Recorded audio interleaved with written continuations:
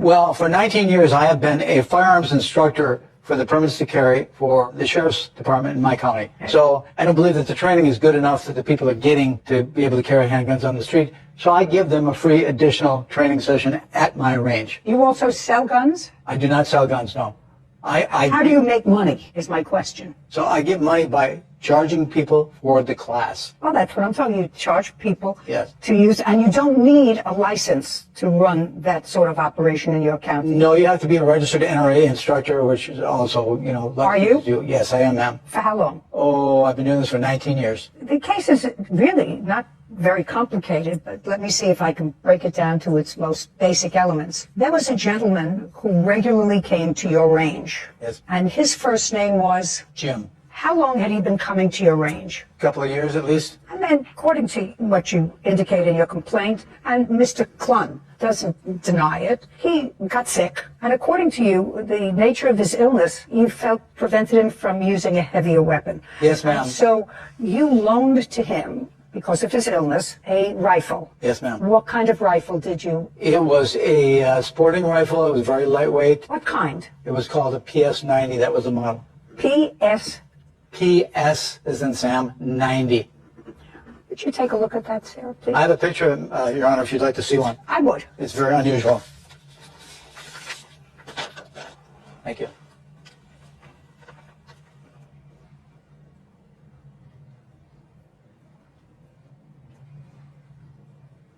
Okay. And on approximately what month and year did you loan Jim this gun? Well, Well is not an answer, so let's think carefully, because we know what's coming. probably a month approximately before he died, which Well, I don't is know when that September. was. September 8th, I believe he passed away until What? 2021. How did you find out that he passed away? I believe Mary here, who's here because of the fact that she caregave for him while he was going through cancer treatments. She was his reason for staying alive. And she also did witness some things that happened in this case. Okay, I'll get to you in a second. So he passed away on November 8th. He died on September 9th. 9th. Yeah. Okay. And okay. Prior to his passing away, Jim and Mr. Clun had some business deal. And Mr. Clun believed that Jim owed him money. So far, right? Correct. And after Jim died, Mr. Clun went to Jim's home and took several things from the home to satisfy that debt. No, I did not do that, Your Honor. I never came back to the house. I never took anything. Everything I received prior to his death. Okay. Tell me when you received the gun that belonged to Mr. Lukoski. Looks like 5/20/21. Can I see what you have that indicates that you received the gun in May because you gave it to him about a month before he died? Approximately a month. Well, Could have been a little longer. it had to be longer. Okay.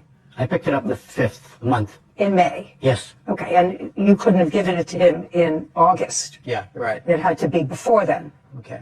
And tell me the circumstances, because that's what this case is about. Mr. Lukoski claims that it was his gun, it was a loan, you had no right because you took it, you got it evidently, you want to tell me, from Jim, and then subsequently sold it. Yes. Yes, okay. So I want you to tell me the circumstances surrounding your getting possession of this gun in May of 2021. Jim was in need of money, so I loaned him money, and in trade for the money as collateral, he said he would Okay. I don't want to let you tell me this because Jim's not here, so I'm going to have to get more specifics from people who were his caregivers to buttress what you're saying to me. He needed some money. How did you know him? Best friends from high school. And you remained friends. Yes. How did you find out that Jim needed money? Jim called me up, and he was getting scammed, but he wanted the money, and he told me He was getting scammed by whom? I don't know who it was, but anyway, I would give him $2,500. He would go to the post office and mail it somewhere. But every time he did that, I would receive collateral of motorcycles or guns. Just a second. I want you to run this by me. Jim called you and said, I'm being scammed? No.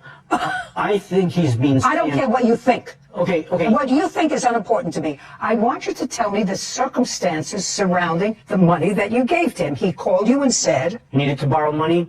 I borrowed him the money. No. I need to borrow money. Had you ever loaned him money before? Yes. Often? No. In the last year of his life, I did probably a half a dozen times. Just in the last year. So when he called you and said, I need to borrow some money, the reaction, even from a best friend, would be, of course, if you need money, tell me why. right? That's a natural question. And so that's what you asked him. Tell me why. And I asked him that question, and he said he was going to be receiving $1 million or $2 million in the next few months. He had it all planned with this guy he was sending the money to. That's all he told you about it? Or did he go into specifics? It did. had to sound interesting to you, Mr. Clun, because if my best friend called me and said, I need to borrow some money, and I said, tell me why. And she said, because I'm going to come into $1 million shortly, but I need to borrow money to get it to this guy before I get the $1 million. I would say, explain that to me. And I did. And he said, He said that he would be receiving money in the next month or 2 months. Mr. Clun, then you would say, how does that, and can I get in on it? You know, if I'm sending you $2,500, which is what you said you gave him, I would say, oh, gee, $2,500, that's a reasonable investment, and I'm going to get a return on my money of $1 million shortly. I would say, is there any piece of that for me? I didn't question him. He just wanted the money, and he said in return for the money, he would give me the motorcycles and guns as collateral. Okay. May I please see the written agreement that you had? Verbal. So other than you and Jim, nobody knew about this agreement. Not that I'm aware of. Now, when was the first time you gave him money? Looks like May May of 2021. 21. Okay. When was the last time you gave him money? 7/6/21. Between May of 2021 and the beginning of July, how many times did you give him money? 4 times. And you have that documented with bank records, etc. Right here, Your Honor. Okay, great. And tell me how much in total you gave him. $7,500. Kevin, would you bring me the documents that Mr. Clun is looking at, please? Someone told you gave him $7,500, and in return, according to you, you took possession of how many motorcycles? 3 motorcycles, And they belonged to Jim. and he signed over the titles and everything to me. Well, they were collateral. Right. But he signed over everything and gave me the titles for everything. Can I see the titles to the motorcycles? They're sold, ma'am. Interesting. As well as the rifles that I got also. I'm just asking you, do you have the sales receipts from the 3 motorcycles? There were 3? Did you say 3? Yeah. Do you have the sales receipts from the 3 motorcycles that you say you sold? No, but I was paid $5,000 in cash for the 3 How am I supposed to know that, sir? You sold 3 motorcycles. Okay. How am I supposed to know? I mean, all of this is coming out of nowhere, actually, with no proof whatsoever, unless you're prepared to give me some flesh on this bone of the case. Could you stand up? Your first name is Mary? Yes, it is. What's your last name? Wellman? Were you Jim's caregiver? Yes, I lived in the upstairs of his house. Were you a tenant? We were friends since the late 90s when I first moved to the area. So regular caregiver of his, or were you just as When needed? He developed cancer in the late 90s, and I lived with him in the first 2 years because of the 50-50 survival rate and the constant trips to the Mayo Clinic from where we lived were an entire day trip. And then after about 3 years, when he was kind of back on his feet again, I moved out, but we remained friends and we rode motorcycles together and we did lots together. And So you lived in the house? Yeah, and I moved back in okay. Okay. Were you living in the house when he bought these 3 motorcycles? 2 of them I was.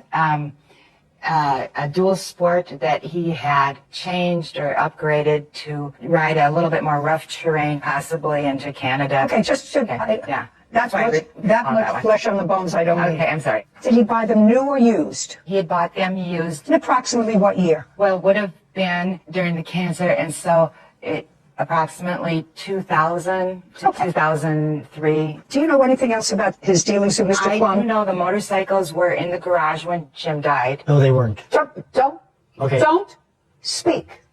How do you know that? Well, I don't know, I'd go out there for things, but then Jim's nephew had come and removed one of the bikes right after Jim had passed away. So the nephew came and removed one. Mm-hmm. But this was after he passed. Yes. What's the nephew's first name? Anthony? Do you know Anthony, Mr. Clun? Yes, I do. Okay. Did you get the motorcycle from Anthony? Nope, I got the motorcycles from Jim, the motorcycles that were left after Jim passed away. Okay. Now you can sit down. Okay. All right, Mr. Clun. Do you have any statements, text messages, or anything else indicating that Jim indicated to you that he could give you as collateral this rifle, other than the fact that he had it in his possession? I got more than 1 rifle. I have checks that were written out to Jim, and that's what we did. But that doesn't answer my question, Mr. Clun. I don't care how many rifles you had. He only had one that he gave to Jim because it was lighter and easier to shoot. And as his illness progressed, if I'm getting this right, it was hard for him to pick up his own rifle. Now, he may have had more, probably did have more, because you took more than one, right? Correct. Okay. How many rifles did you take? I took 3 rifles, 5 pistols. I had to bring 3 of the rifles back. Where? To Jim to get replacements. The guns that were from Mr. Lukoski, Only one. 3 of them. No, he said he only gave him one. Oh, no, but there was 3 of them. So you brought Mr. Lukoski's gun back to Jim while he was alive. No, I sold the gun. Keep going. You sold. This was Just tell the truth. You don't have to have a good memory. You didn't take it back to him to get a replacement. No, to Jim. You misunderstood. The gun that Mr. Lukoski had, I kept that one. The one that belongs to Mr. Lukoski, you sold it. Correct, because So just a second. Sold it to whom? the gun dealer in Virginia, Minnesota. Great. And for that you have a receipt. Yes, I'd like to see it. I left it at home. Oh. Your Honor, Oh, Mr. Clun. Mr. he has Clun, it right let there. Mr. Clun, he doesn't have to prove anything to me. I believe that you resorted to self-help to claim a debt if it's true, and you did in fact give him money. I actually don't believe that a guy like you would give him all this money without trying to find out what the scam was, or at least tell him, Jim, it sounds to me like you're being scammed. Somebody in Transylvania sent you an email that said a long-distant relative of yours died and left you $1 million. I need $2,500 in order to clear the paperwork to send you $1 million, and I will keep a little piece for myself for finding you. You know how many of those everybody gets? I don't know why people still believe that, but you evidently believed that story 4 times. And not once did you say your friend who was dying of cancer, Jim, this is ridiculous. What you're doing is just throwing good money after bad. I don't understand why you didn't say that to him, or if you did, you would not have said to him unless you had something to gain, which clearly you did. You sold the motorcycles. You don't have any proof of what you sold them for. You expect me to take your word for the fact that you sold them for $5,000 in cash without proof. He owed you, if I were to believe you and these checks, $7,500. You sold the motorcycles, you sold guns, but unfortunately, one of the things that you sold belonged to the plaintiff. And when somebody dies, there is an estate. There's a judge who decides what property there is. You know, if heaven forbid something happened to me and my dentist thought that I owed him $25,000, he couldn't come into my house and say, gee, I like this Ming vase. This Ming vase is just going to cover my dental bill. You can't do that. And that's what you did. You sold property. You may have had a claim against his estate if he in fact owed you money and if the estate went to probate. I don't know. Did he own a house? Yes. Yes. Did he have children? No, he left the house to me. Okay. So he had an estate. Clearly there's money in the estate because he left a house that has some value to someone else. So you cannot, Mr. Clun, resort to self-help. And Mr. Lukoski is going to show me the value of the gun that his... Yes, may I expound just a bit on this gun? I don't care about The manufacturer- I don't care about the gun. I don't care if it's a Okay. crown in my mouth. What's the value of the gun? The value of the gun at the time that this man took No, it, just give me an answer. it was $3,000. It's gained in value. Okay, well, who cares if it's gained in value, sir? I'd like you to show me where the gun is valued at $3,000. Did you look it up? I did. I have it. It's listed from the same photo. I found the website listed for $2,500. Okay, my law clerk found an ad online. Now you're going to show me what you want to show me, that the value is $3,000. Let me see it, please. May I say something else about this gun? Not until I look at this. I don't know what this is. Immediate checkout credit card. What is this? Look at the very top, please. I see what this is. I want to see what you pay for. This is something that's on sale, starting bid. It's just a typical price of what they sell for on Gunbroker. Okay. $2,500? Yes. Charging for the plaintiff in the amount of $2,500. We're finished. Thank you. If one of my best friends or a family member came to me asking for money under some mysterious promise that they were coming into millions of dollars, the next thing out of my mouth is, I think you're being scammed. No, I cannot give you the money. And I think that's where the defendant really loses a lot of credibility in this case. He has nothing to back up his story other than the words of a dead man who cannot come and defend himself or clarify anything.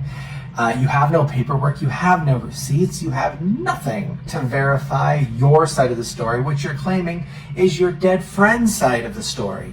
That's where things just don't really add up and become very concerning in a case like this. I think Judy called it right on, and that this guy believed that he was owed money, and maybe he was. But he took claiming that into his own hands, seemingly after the friend had died. I think he was trying to muddy the waters a bit and claim that, well, the deal was struck before he died and I was supposed to get these things. And maybe he did get some of them. Maybe he did get a gun. Maybe he did get a motorcycle. But that doesn't match up with the person that was living with his friend and what she says was going on. Now, she doesn't have any dog in the fight other than trying to clarify her side of the story as a witness, her perspective on things, and how things went down with her roommate and his alleged best friend. Her clarifications, I think, blew up the defendant's entire claim. One thing I think we can all relate to is the notion of getting scam calls, scam text messages, scam emails. Chalk that right up to the amount of political calls and emails and texts that we can all get during election time. It's relentless. And you need to be very careful about what types of things you believe that come from an unknown number, an unknown contact, or really anything you see on the internet. And they're just hoping to make a quick buck off of people's naivete, their ignorance, and it's just really sad and unfortunate, but this happens to people every single day. But what do you think about this case and anything else related to it? Do you have experience with something similar? Let me know in the comments. Thanks for watching.